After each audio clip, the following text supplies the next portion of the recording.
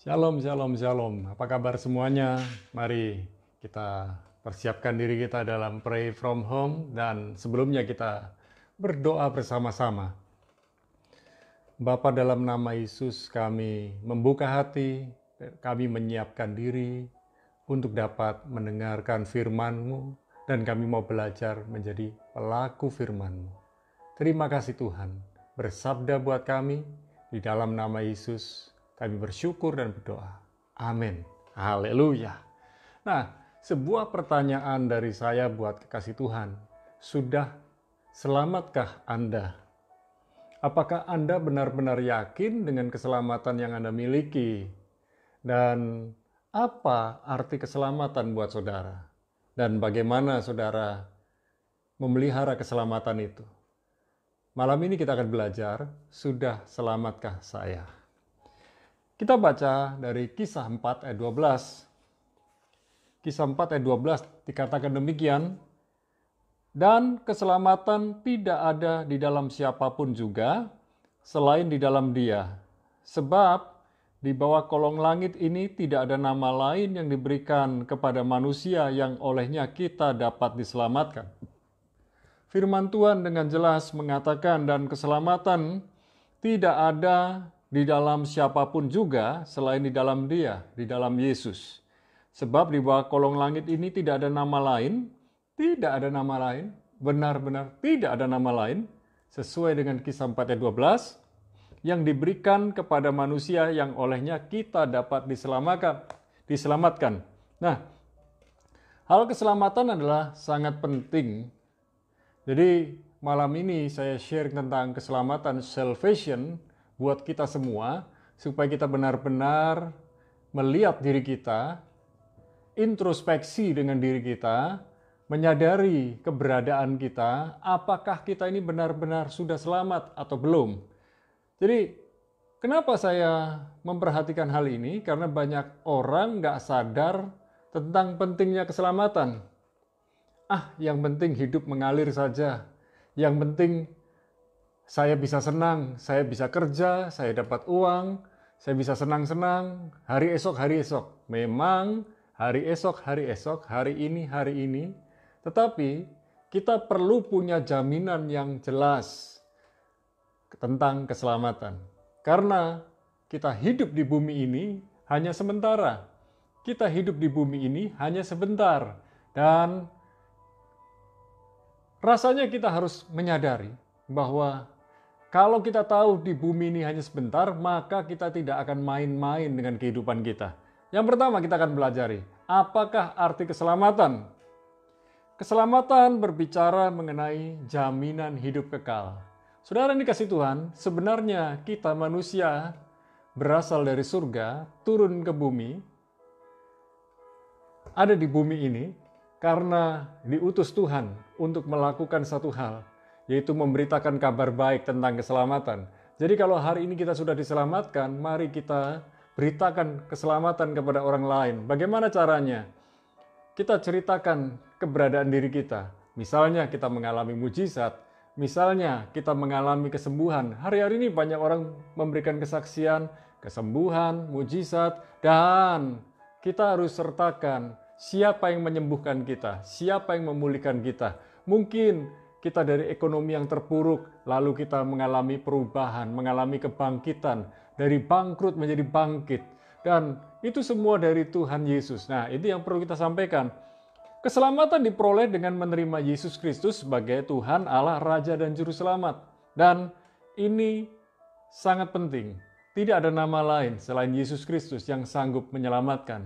Lalu mungkin saudara bertanya begini, lalu mereka yang tidak percaya kepada Yesus Kristus bagaimana? Ya, asal kita sudah memberitakan kepada Dia, bagian kita sudah selesai. Tetapi tinggal hatinya mau terbuka atau tidak, mau menerima Yesus sebagai Tuhan dan Juru Selamatnya atau tidak. Kekasih Tuhan, keselamatan itu bukan karena usaha kita, namun oleh karena kasih karunia-Nya. Oleh kasih karunia-Nya, kita diselamatkan oleh iman, bukan karena perbuatan kita. Nah, ada banyak orang di luar sana berpikir bahwa setiap perbuatan baiknya diperhitungkan Tuhan. Setiap perbuatan baiknya membuat Tuhan kagum, membuat Tuhan sayang, membuat Tuhan menyelamatkan dia. Enggak. Kalau mau besar-besaran berapa banyak yang kita bisa berikan buat orang lain, bisa kita lakukan pertolongan buat orang lain, maka hanya orang kaya saja yang bisa diselamatkan. Tetapi keselamatan buat untuk semua orang. Jadi bukan karena kita banyak memberi, banyak menolong kita diselamatkan. Tidak, kita banyak memberi, banyak menolong karena kita sudah diberkati. Dan saya mau pastikan, biarlah kita belajar berbagi kehidupan, memberi, menolong orang lain, karena kita sudah menikmati pertolongan, pemberian berkat dari Tuhan. Bukan karena teman-teman yang lain suka memberi, kita juga ikut-ikutan memberi. Kemudian kita selfie di tengah-tengah penderitaan orang lain. Mari ketika kita menolong orang lain, kita tidak perlu foto kita terpajang di mana-mana kalau kita suka memberi. Kita tidak perlu lakukan hal yang demikian, biar Tuhan yang tahu. Karena Tuhan menilai hati kita, bukan menilai dari foto-foto yang kita tampilkan di mana-mana. Kekasih Tuhan, keselamatan sangat penting. Peganglah keselamatan Anda erat-erat dan melekatlah kepada Sang Juru Selamat. Jangan lepaskan keselamatan yang sudah Anda punya. Karena keselamatan yang kita punya itu mahal harganya. Yesus Kristus yang datang dari surga turun ke bumi memberitakan bahwa dirinya adalah Tuhan, Allah, Raja dan Juru Selamat. Dia rela disalibkan, mati, dikuburkan, dan pada hari yang ketiga bangkit. Dialah satu-satunya orang yang mati dan bangkit kembali. Kekasih Tuhan, memang ada banyak orang yang mati, bangkit, tapi mati lagi. Kalau Yesus, dia mati, dia bangkit, dan hidup untuk selamanya. Yang kedua, bukti Yesus adalah Juru Selamat. Hanya ada satu nama Juru Selamat, namanya Yesus Kristus. Kisah 4 ayat 12. Dan keselamatan tidak ada di dalam siapapun juga selain di dalam Dia, sebab di bawah kolong langit ini tidak ada nama lain yang diberikan kepada manusia yang olehnya kita dapat diselamatkan. Ini yang pertama. Hal yang kedua, buktinya adalah Yesus menyatakan dirinya adalah jalan, kebenaran, dan hidup. Yohanes 14 ayat 1-6. Yesus berbicara mengenai rumah Bapa. Janganlah gelisah hatimu, percayalah kepada Allah, percayalah juga kepadaku, di rumah Bapakku banyak tempat tinggal. Jika tidak demikian, tentu aku mengatakannya kepadamu, sebab aku pergi ke situ untuk menyediakan tempat bagimu. Dan apabila aku telah pergi ke situ dan telah menyediakan tempat bagimu, aku akan datang kembali dan membawa kamu ke tempatku, supaya di tempat di mana aku berada, kamu pun berada. Dan kemana aku pergi, kamu tahu jalan ke situ. Kata Thomas kepadanya, Tuhan, kami tidak tahu kemana engkau pergi. Jadi bagaimana kami tahu jalan ke situ? Ayat 6. Kata Yesus kepadanya, akulah jalan dan kebenaran dan hidup. Tidak ada seorang pun yang datang kepada Bapa kalau tidak melalui aku. Tidak ada seorang pun yang bisa datang kepada Bapa. Tidak ada seorang pun yang dapat datang ke rumah Bapa tanpa melewati jalan. Siapa jalan? Yesus. Yesus bukan hanya jalan. Dia adalah kebenaran. Dia juga hidup. Artinya, lewat Yesus kita beroleh jalan menuju rumah Bapa, yaitu surga. Dan lewat Yesus kita bisa mengenal sang kebenaran, yaitu Yesus. Dan lewat Yesus kita juga bisa tahu kita memperoleh hidup, yaitu hidup yang kekal. Dalam Kisah 16 ayat 31, kita bisa pelajari bahwa ada seorang kepala penjara. Dia kaget karena Paulus dan Silas yang sedang di dalam penjara tiba-tiba bisa keluar. Dan inilah yang terjadi dalam Kisah 16 ayat 31 dikatakan demikian. Jawab mereka, percayalah kepada Tuhan Yesus Kristus dan engkau akan selamat, engkau dan seisi rumahmu. Selamat ini bukan memberi salam selamat jalan, selamat berpisah, bukan. Selamat ini artinya selamat hidupnya. beroleh jaminan kekal. Karena kalau ada orang yang bermasalah di dalam sebuah penjara, maka kepala penjara ini mendapatkan hukuman. Hukumannya adalah hukuman mati. Ketakutanlah yang namanya kepala penjara ini karena ada masalah di dalam penjara. Gara-gara ada Paulus dan Silas. Dan saudara yang dikasihi Tuhan, kita bisa melihat ada kalimat di sini. Percayalah kepada Tuhan Yesus Kristus dan engkau akan selamat, engkau dan seisi rumahmu. Kalau Anda percaya kepada Yesus, satu orang diselamatkan, maka seisi rumah pun akan diselamatkan. Artinya, satu orang ini memberitakan kesaksian tentang Yesus kepada saudara-saudaranya, kepada orang tuanya, kepada anaknya, dan seisi rumahnya. Artinya, keselamatan itu bukan ikut-ikutan, nebeng, seperti sebuah istilah swarga nunut, neraka katut. Tidak. Semua bertanggung jawab dengan keselamatan yang dia miliki secara pribadi. Nah, kasih Tuhan, dua ayat yang terakhir yang saya mau sharing buat saudara adalah mengaku dan percaya Yesus adalah Tuhan akan diselamatkan. Tadi saya sharing tentang hanya ada satu nama, yaitu Yesus Kristus yang menyelamatkan. Yang kedua, Yesus menyatakan dirinya adalah jalan kebenaran dan hidup. Yang ketiga, percaya Yesus akan diselamatkan. Dan yang keempat, mengaku dan percaya Yesus adalah Tuhan akan diselamatkan. Kita lihat ayatnya dalam Roma 10 ayat 9 sampai 10. Roma 10 ayat 9 dan 10. Dikatakan demikian, sebab jika kamu mengaku dengan mulutmu bahwa Yesus adalah Tuhan dan percaya di dalam hatimu bahwa Allah telah membangkitkan Dia dari antara orang mati, maka kamu akan diselamatkan. Karena dengan hati orang percaya dan dibenarkan, dan dengan mulut orang mengaku dan diselamatkan. Ayat 10 saya baca, karena dengan hati orang percaya dan dibenarkan, dan dengan mulut orang mengaku dan diselamatkan. Jadi, mengaku dengan mulut dan percaya di dalam hati, ini adalah sebuah pekerjaan yang harus kita kerjakan, harus kita lakukan. Mengaku dan percaya. Mengaku dengan mulut dan percaya di dalam hati. Lakukan itu, bahwa kita mengaku dengan mulut kita bahwa Yesus Kristus adalah Tuhan, dan percaya di dalam hati bahwa Allah telah membangkitkan Yesus pada hari yang ketiga.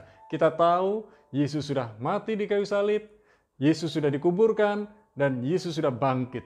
Hanya satu pribadi yang melakukan hal ini, Yesus Kristus. Jadi ketika Anda benar-benar percaya kepada Yesus, jangan lepaskan itu. Kalau Anda lepaskan, saya jamin Anda rugi besar. Nah, apakah Anda masih meragukan Yesus sebagai juru selamat Anda? Saya secara pribadi bersyukur, saya bukan hanya mengalami kesembuhan, saya juga mengalami mujizat, mengalami pertolongan-pertolongan, dan menikmati pemeliharaan Tuhan. Saya rindu, saudara pun demikian. Apakah Anda mau meninggalkan Yesus dan keselamatan yang sudah Anda miliki? Karena ada orang menawarkan pekerjaan asal Anda meninggalkan Yesus? Atau karena Anda berpikir, Yesus tidak sanggup menolong saudara, Yesus tidak mampu menolong saudara, Yesus tidak mendengar doa saudara? Anda keliru besar. Jadi malam ini ketika Anda tahu doamu belum dijawab oleh Tuhan, bukan Tuhan tidak mau menjawab, karena Tuhan tahu jawaban yang terbaik. Jawaban Tuhan selalu yang terbaik, selalu tepat waktu, sabar dulu. Tuhan pasti dengar doa kita. Hanya jawaban doa seringkali kita tidak dengar karena tidak sesuai dengan kemauan kita, atau karena doa kita salah, Tuhan diam.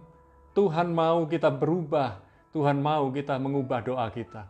Malam ini saya mendorong saudara, jangan pernah tinggalkan Tuhan. Jangan lepaskan keselamatan yang sudah Anda miliki. Pegang erat-erat keselamatan itu. Mengaku dengan mulut, percaya di dalam hati bahwa Yesus Kristus adalah Tuhan, Allah, Raja dan Juru Selamat. Mari kita berdoa bersama. Bapa, dalam nama Yesus, hamba berdoa bersama dengan para kekasih Tuhan.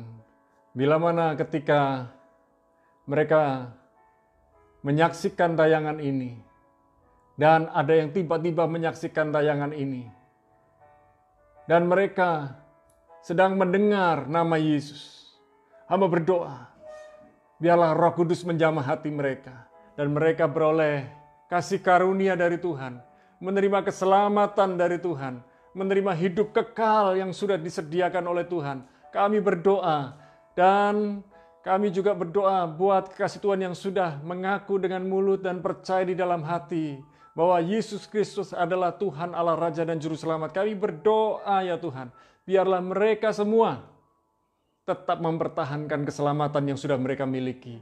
Tidak membuangnya demi pekerjaan, demi pasangan hidup, dan demi yang lain.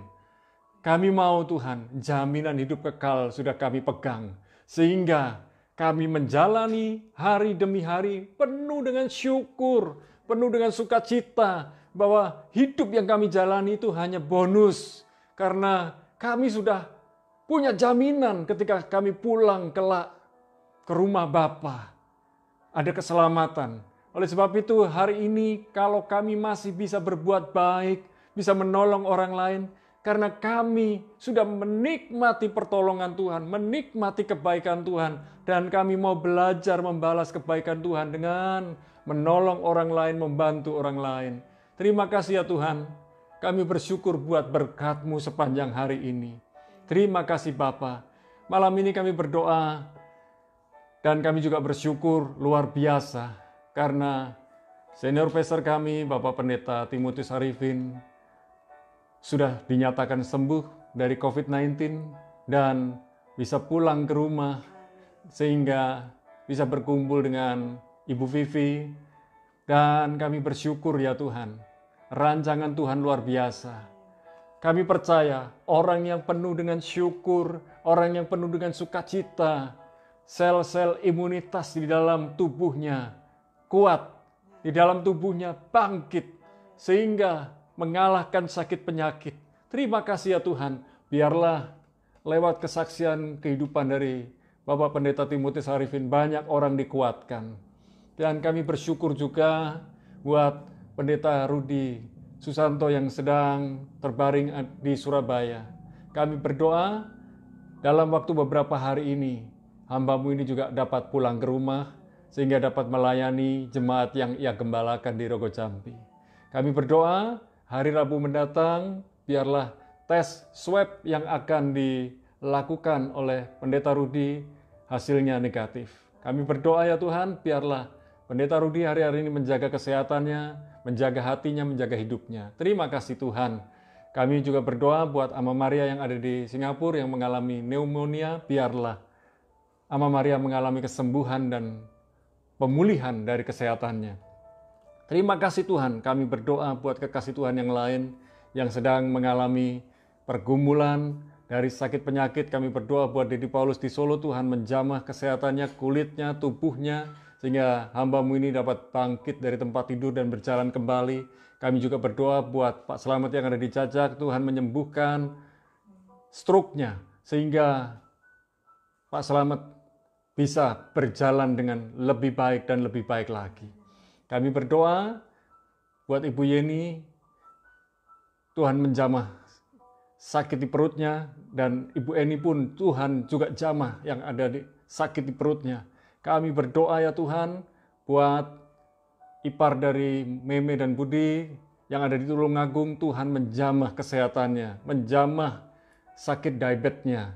Tuhan jamah, Tuhan pulihkan, Tuhan nyatakan mujizat dan pemulihan buatnya.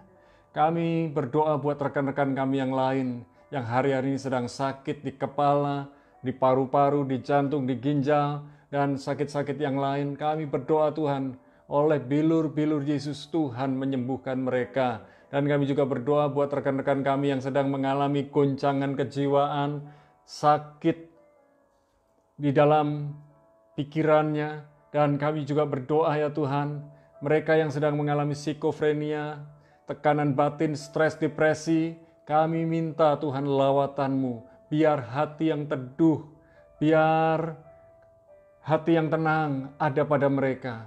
Dan kami minta ya Tuhan, sukacita dari Tuhan adalah kekuatan buat kami semua.